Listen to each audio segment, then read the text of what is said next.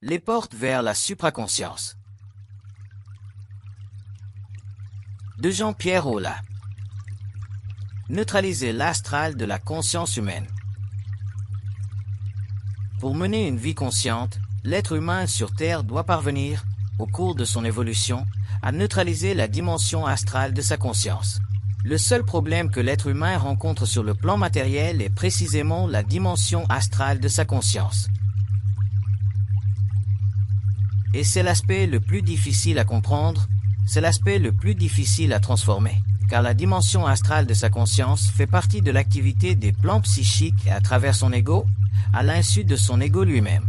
Et comme l'être humain ne possède pas une télépathie très développée avec l'invisible, il lui est très difficile de parvenir rapidement, de manière concise, à comprendre la folie de son ego, l'inconscience de son ego, les illusions de son ego.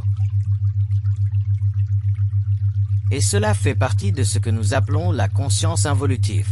Maintenant que l'être humain commence à accéder à une conscience évolutive, c'est-à-dire une conscience fondée sur une vision suffisamment objective et directe de l'invisible, du monde des plans, il pourra éventuellement parvenir à bénéficier directement de sa relation avec les forces vitales, au lieu d'en être soumis ou assujetti comme il l'était pendant l'involution. Et cela entraînera de grands changements dans sa conscience personnelle, de sorte que l'être humain, en tant qu'individu, n'appartiendra plus à la conscience de la race. Quand je dis « appartenir à la conscience de la race », je veux dire que l'être humain ne pourra plus fonder sa propre conscience sur ce que pense le reste du monde.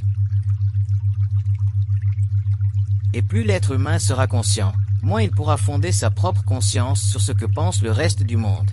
Ainsi, l'être humain, techniquement, l'être humain conscient deviendra un être très solitaire. Non pas solitaire au sens négatif, mais solitaire dans le sens où il pensera de manière créative, de manière totalement indépendante du reste de la civilisation. Et cela lui permettra de s'allier à d'autres forces vitales et de comprendre enfin que la conscience de l'ego n'est pas une conscience personnelle.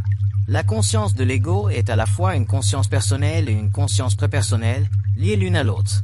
La raison pour laquelle l'être humain a connu l'involution est qu'il a toujours cru que la conscience de l'ego était une conscience personnelle. Et au cours de son évolution, l'être humain comprendra, grâce à son lien avec l'invisible, que la conscience de l'ego est une conscience qui présente deux aspects. Un aspect personnel, en ce sens que l'ego perçoit, à travers ses propres forces vitales, son propre lien avec la vie, mais aussi prépersonnel, en ce sens que l'être humain pourra élever ce que nous appelons aujourd'hui l'intuition, au niveau d'une télépathie directe avec l'invisible. Et à ce moment-là, l'être humain ne sera plus seul. Par conséquent, l'être humain sera solitaire sur Terre, en ce sens qu'il ne sera plus influencé par le monde, mais il ne sera plus seul car il aura un contact direct avec la source de sa propre pensée, donc avec son propre esprit. Mais le concept même d'esprit se développera et évoluera lui aussi parallèlement à la conscience de l'être humain, car tout ce qui est dynamique et tout ce qui fait partie des forces vitales de l'univers atteint, avec le temps, des niveaux de réalisation plus avancés, à mesure que la structure mentale de l'être humain lui permet d'absorber des notions ou des dimensions de conscience plus vastes qui ne risquent pas de l'influencer sur le plan psychique. Mais pour que l'être humain parvienne, avec le temps, à unifier ou à prendre conscience de sa conscience personnelle et de sa conscience prépersonnelle, il devra se rendre compte que ce qui le bloque dans son évolution n'est pas simplement l'ignorance de l'invisible ou l'ignorance des lois occultes de la vie, ou l'ignorance de ce qu'on appelle la conscience en général, mais son incapacité à se rendre compte qu'il est constamment, chaque jour de sa vie, en relation avec ses forces sans vouloir l'accepter ni le comprendre. Pourquoi ? Parce que l'être humain préfère disposer d'une conscience psychologique personnelle plutôt que d'une conscience psychique prépersonnelle. Et la raison en est qu'il a été éduqué pendant des milliers et des milliers d'années à concevoir sa propre conscience, à concevoir sa propre pensée comme quelque chose qui provient de lui-même, au lieu de se rendre compte que sa pensée provient d'ailleurs. Et ce que cela a engendré au fil des siècles et des millénaires à travers les religions, les philosophies, les idéologies, les réflexions, les systèmes philosophiques, les systèmes psychologiques, toutes ces choses que l'on apprend aujourd'hui dans nos écoles, l'a finalement conduit à perdre le contact avec sa propre réalité et il en est aujourd'hui victime. Et dans un monde qui devient de plus en plus aliéné et aliénant, l'être humain devient de plus en plus incapable de se retrouver et de découvrir sa propre identité. C'est pourquoi nous vivons, en tant qu'individus en évolution, à la fin d'un grand cycle d'involution au cours duquel l'âme s'est incarnée pour évoluer et offrir à l'être humain, sur Terre, une conscience égoïque. Mais la vie psychologique de l'être humain, la vie psychique de l'être humain ne s'achève pas maintenant. Elle commence maintenant. Ce qui touche à sa fin aujourd'hui, c'est le développement de la conscience de l'ego sur Terre, avec toutes ses références systémiques. Mais une grande évolution de l'être humain sur Terre commence à présent, celle de l'être humain en tant qu'individu et non en tant que membre d'une nation ou d'une race, mais uniquement en tant qu'individu. Et vivre en tant qu'individu dans un monde extrêmement complexe et extrêmement dense n'est pas facile, car nous n'avons pas appris à soutenir notre conscience face aux forces vitales qui nous sont les plus proches, c'est-à-dire les forces psychiques, les forces vitales, les forces mentales, en d'autres termes, tout ce qui est à l'origine de la conscience de l'être humain. Nous avons toujours préféré nous allier aux forces de l'involution, aux forces des religions, aux idéologies, à ce que pensent les masses, à ce que pense le pouvoir temporel, et c'est pour cette raison que nous avons imposé une limite à notre évolution.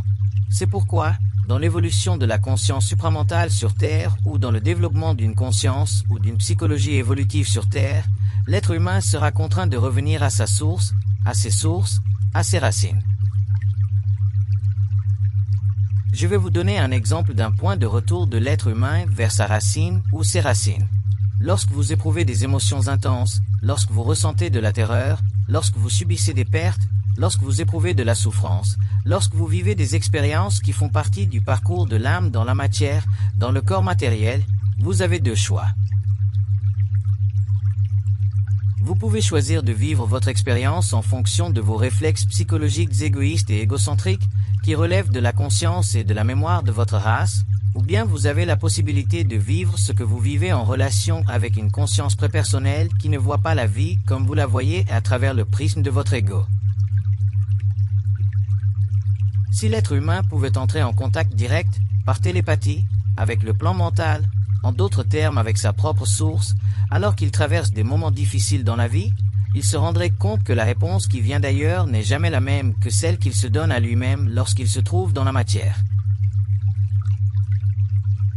Elle n'est jamais la même car les forces vitales qui se trouvent en dehors de notre expérience, forces vitales qui ne font pas partie de notre programmation planétaire, sont des forces qui ont déjà programmé cette expérience pour l'ego. Mais elles l'ont programmée pour des raisons évolutives, dans la mesure où l'ego est éventuellement capable de revenir à la source pour comprendre pourquoi il vit telle ou telle chose.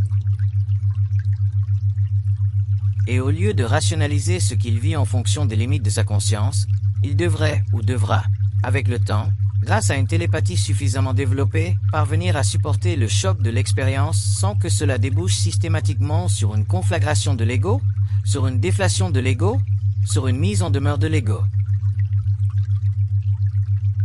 Lorsque nous considérons la vie, lorsque nous considérons tout ce qui se passe, lorsque nous considérons nos maladies, nos pertes à travers l'ego, à travers la vision de l'ego, la matrice extrêmement restreinte de l'ego, nous ne voyons rien, et c'est pour cela que nous souffrons.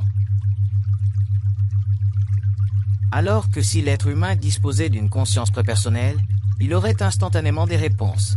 L'être humain aurait des réponses, ayant des réponses issues d'une conscience prépersonnelle, il ne souffrirait plus sur le plan psychologique. Je vais vous donner un exemple. Je me sers simplement d'un grand fléau pour expliquer à quel point nous sommes extrêmement limités dans notre vision des choses et dans notre vision de la vie. Et si nous transposons tout cela à notre expérience personnelle, à notre vie quotidienne, à nos mariages, à nos emplois, à notre santé, à ce moment-là, si nous n'avons pas de conscience prépersonnelle mais seulement une conscience personnelle, à ce moment-là, nous ne pouvons pas traverser le marécage de la vie et en sortir demain plus fort, éclairé et en paix. C'est là le problème de l'être humain, et cela a été son problème depuis des milliers d'années. Si les religions et les systèmes ont contribué temporairement, de manière extrêmement relative, à soutenir le moral de l'être humain, ils n'ont pas été capables de lui fournir un véritable recours à sa propre lumière. Ainsi, l'être humain d'aujourd'hui, avec sa science, sa technologie, sa médecine. C'est ceci et c'est cela, s'est appauvri dans sa conscience par rapport à ce qu'il était il y a 2000 ans. Il suffit de regarder les philosophes, il suffit de regarder les démagogues, les idéologues, les gens qui réfléchissent, ceux qui écrivent, et vous verrez qu'il y a très peu de personnes dans le monde qui ont quelque chose à dire. Pourquoi? Parce que l'être humain n'est pas capable de dépasser les limites de sa propre pensée. Il vit toujours au sein d'une conscience personnelle, il a accès, de temps à autre, à l'intuition. Et ces rares êtres humains qui ont accès à l'intuition, qui sont généralement extrêmement éclairés, sont souvent marginalisés par la société et considérés comme les enfants terribles de la littérature. Nous avons toujours besoin d'être influencés. Nous ne sommes pas capables de faire vibrer notre énergie. Nous pouvons rencontrer quelqu'un qui fait vibrer son énergie et dire « Ah, ce qu'il dit, c'est exactement ce que je sais moi-même. » Mais nous ne sommes jamais en position d'autorité, nous sommes toujours en position de réception, donc d'influence, donc d'impuissance, d'incapacité. Nous n'avons aucune identité. Pourquoi allons-nous à l'école? Nous y allons pour apprendre. Mais une fois sortis de l'école, nous sommes incapables d'éclairer le monde. Nous prenons ce que nous avons appris et le régurgitons sans cesse et à l'infini, même jusqu'au doctorat. Nous sommes incapables d'écrire un livre sans être contraints d'insérer une note de bas de page et de dire « Un tel, ce brave être humain, a dit ceci. Un tel, ce brave être humain, a dit cela. Un tel, ce brave être humain, a dit encore autre chose. » Comment pouvez-vous penser que l'esprit, qui est en soi une infinité animée par sa propre lumière, se laisse limiter par une conscience, par une mémoire, par un champ visuel qui a déjà été pollué par l'involution? C'est abominable. Nous lisons les journaux, au café le matin, sur la guerre, sur la science, sur ceci ou cela, et nous ne sommes pas capables de dire « Ce qu'il dit, oui, c'est exactement ça. » Parce que nous le savons. Nous nous laissons donc influencer. Nous laissons notre vision être influencée par ce que dit l'écrivain, le journaliste, le politologue. Nous ne sommes pas capables de voir au-delà des mécanismes de la civilisation parce que nous n'avons pas d'identité. C'est pour cela que nous sommes des êtres existentiels. C'est pour cela que nous avons une conscience expérientielle. Et c'est pour cela que, au fond, nous sommes des êtres malheureux, toujours à la recherche de nous-mêmes, toujours à la recherche de nous-mêmes. Ce n'est pas normal qu'un être humain se cherche pendant 50 ans. Je me fiche complètement de Socrate. Ce n'est pas normal qu'un être humain se cherche pendant 50 ans. La seule raison pour laquelle il se cherche pendant 50 ans, c'est qu'il a été mal éduqué. On lui a ôté le pouvoir de savoir qu'il savait. On lui a faussé l'esprit avec une psychologie totalement mécaniste, on lui a fait croire que le subconscient existe, on s'est servi du subconscient pour lui faire comprendre, lui faire croire qu'il y a en lui des forces qui le manipulent symboliquement. J'ai fait un rêve il y a 2 ou 3 jours. J'ai rêvé, puisque je souffrais de constipation, que j'étais aux toilettes et que sur mes toilettes, au-dessus des toilettes, il y avait un petit banc pour enfants, où l'enfant s'amuse, mais l'enfant n'était pas dedans. Il n'y avait que le petit banc, la petite barrière au-dessus des toilettes. Alors, quand je me suis levé, j'ai dit « Ah, c'est dans mon rêve ». Eh bien, le problème des toilettes était évident. Et la petite cage de l'enfant signifie que je n'ai pas encore trouvé la solution. Si l'enfant avait été dans la cage, l'enfant représente quelque chose de nouveau, un projet. Mais l'enfant n'était pas là, il n'y avait que la cage, mais au moins il y avait la cage. Cela signifie que je n'avais pas encore trouvé la solution à mon problème de constipation. Ça ne vient pas du subconscient. Ça, j'en ai assez d'entendre les gens parler du subconscient.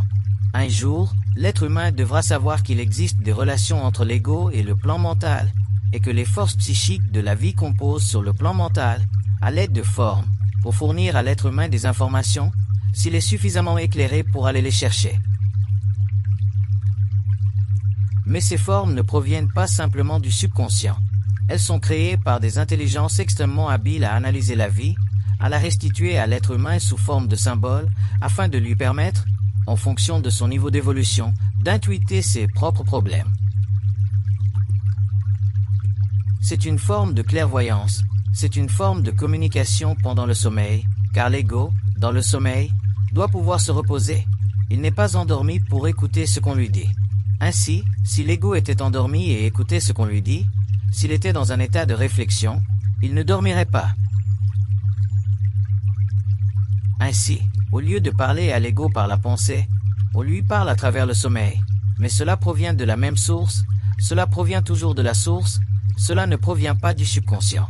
Et pendant des siècles et des siècles et des siècles, nous avons créé des concepts, nous nous sommes créés des outils, nous nous sommes dotés d'outils relativement utiles, mais pas suffisamment définis, pas suffisamment compris, car nous n'avions pas de conscience prépersonnelle.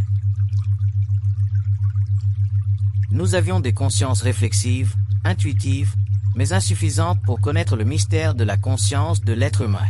C'est pourquoi aujourd'hui, avec nos philosophies, nos idéologies, nos systèmes de pensée, nos structures conceptuelles sophistiquées, nous sommes incapables de nous connaître nous-mêmes. Nous sommes incapables de nous comprendre, et nous le sommes encore, après des années et des années et des années de recherche de soi. Nous n'avons aucune identité. Et quand je dis « aucune identité », le jour où l'être humain commencera à développer ce que j'appelle l'identité, l'être humain se rendra compte à quel point il en était dépourvu. Regardez, la nature de l'être humain est déterminée par les plans supérieurs et non par lui-même. Cela signifie que l'être humain, sans conscience prépersonnelle, sans contact avec le plan mental, ne peut pas connaître sa propre nature. C'est impossible. L'être humain devra être assuré. Un jour, l'être humain devra être certain de ne pas être seul dans sa propre conscience.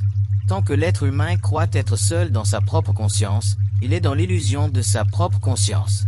Les plus grandes forces vitales sur Terre s'opposent à l'évolution de l'être humain. Tout ce que nous vivons sur Terre, la musique, les arts, ceci et cela, s'oppose à la conscience de l'être humain. C'est pourquoi l'être humain, un jour, lorsqu'il en prendra conscience, deviendra totalement solitaire, c'est-à-dire qu'il ne sera plus influencé par la conscience de la race. Et ce sera là la mesure de son évolution et le début de son développement personnel. L'être humain n'est pas un être en puissance, car c'est un être dont la conscience est sous-développée.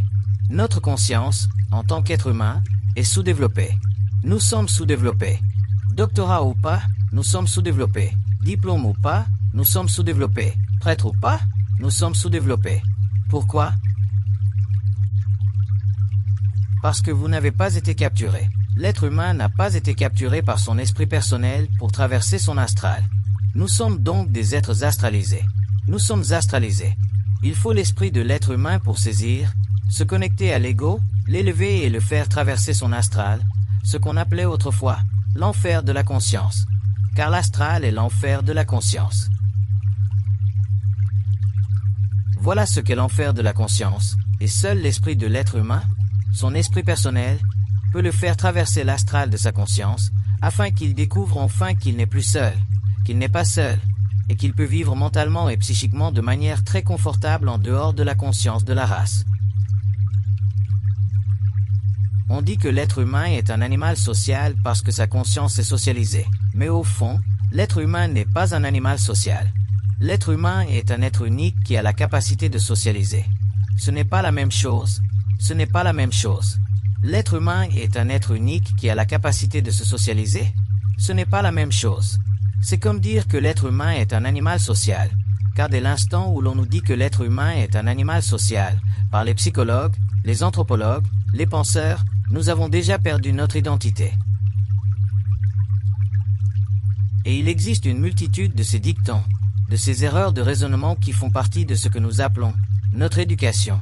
Et nous parlons avec ces mots, nous les entremêlons, nous remplissons des livres de ces mots, et nous nous influençons mutuellement depuis des générations. Et c'est pour cela qu'aujourd'hui, malgré tous les progrès de sa technologie et son esprit plus affûté, l'être humain est encore plus désorienté qu'il ne l'était au siècle dernier. On se demande alors pourquoi les jeunes ont perdu la tête, pourquoi ils se jettent dans la musique, dans la drogue, parce que les jeunes se sentent marginalisés, parce qu'ils ne sont pas heureux, parce que notre civilisation est incompétente, les parents sont incompétents parce qu'ils appartiennent à une civilisation incompétente. L'être humain est fait pour savoir, il n'est pas fait pour connaître. Le savoir est une source de vie. La connaissance est une façon de penser. Si l'être humain n'est pas capable, par lui-même, de s'élever vers une conscience prépersonnelle, c'est-à-dire vers une conscience de soi, quelque chose en lui-même qui sait qu'il est capable de se débrouiller seul, de vivre seul, vous retournerez à l'enseignement public, vous retournerez à la presse, vous retournerez à vos livres et vous continuerez toute votre vie à vous faire laver le cerveau. Je comprends les mouvements pacifistes dans le monde. Ce ne sont pas les mouvements pacifistes dans le monde qui m'intéressent, c'est l'esprit du temps, c'est l'esprit qui va au-delà qui m'intéresse. Pourquoi ? Les mouvements pacifistes dans le monde ont toujours été contre l'agression, c'est normal. Ils ont toujours été contre la guerre, c'est normal. Cela fait partie des grandes ambitions de l'humanité, la paix. Mais croyez-vous que nous aurons la paix aujourd'hui simplement parce que nous parcourons le monde avec des pancartes? Croyez-vous qu'aujourd'hui, dans le monde, nous ayons le pouvoir, la force de déterminer notre destin? Il existe des forces vitales plus grandes que ce que l'être humain peut concevoir. Il existe des plans à long terme. Il y a des régions du monde qui doivent être transformées pour que l'évolution puisse avoir lieu. Les femmes doivent être libérées, les femmes seront libérées, et rien ne pourra l'empêcher.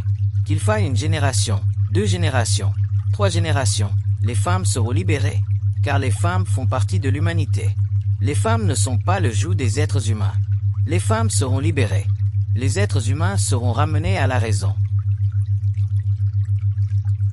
Il existe des forces vitales plus grandes que ce que l'être humain peut concevoir. L'être humain doit dialoguer avec ces forces vitales, communiquer avec elles, dépasser l'illusion du subconscient et entrer dans la réflexion mentale, dans la dialectique mentale, dans la télépathie mentale, dans la télépathie normale, naturelle à sa conscience. L'être humain n'est pas un être de chair, c'est un être de lumière dans la chair.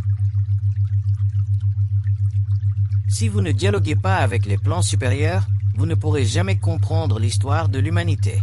Croyez-vous que les pays d'Arabie puissent rester longtemps isolés du monde, enfermés dans leurs idéologies religieuses, dont certaines sont extrêmement fondamentalistes, ralentissant ainsi l'évolution de tout un sous-continent? Il existe dans le monde des puissances qui s'opposent à l'arrêt de l'esprit de l'humanité. Et ne prêtez pas trop attention aux journalistes qui parlent de l'empire mondial, car les journalistes sont des idiots. Ce sont de petits idiots mal élevés, à quelques exceptions près. Les nations ont leur rôle à jouer. La France a eu le sien, l'Angleterre a eu le sien, l'Empire ottoman a eu le sien, Rome a eu le sien, etc.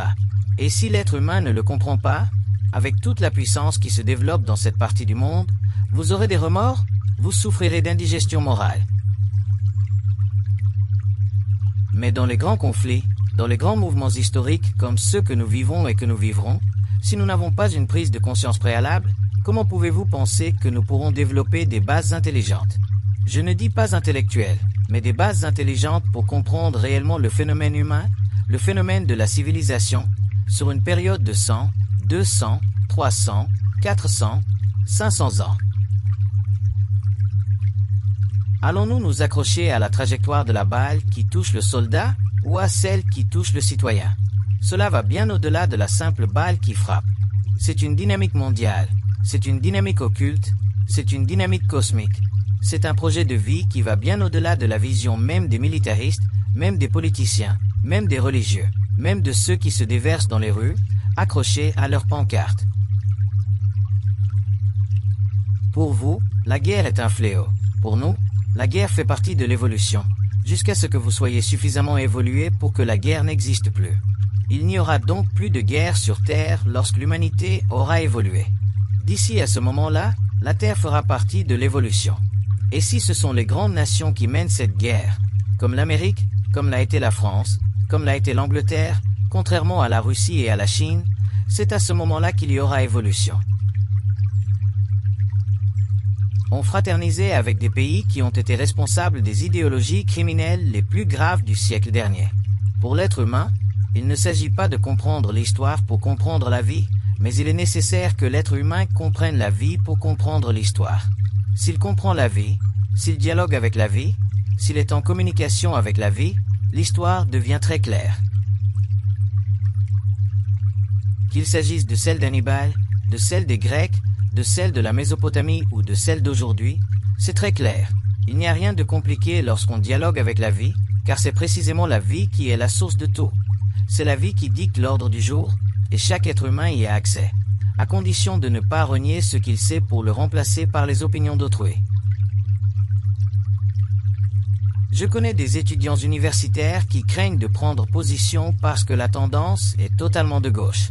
Ils craignent de lever la main en cours, car ils ne veulent pas se retrouver en désaccord avec le reste de la classe.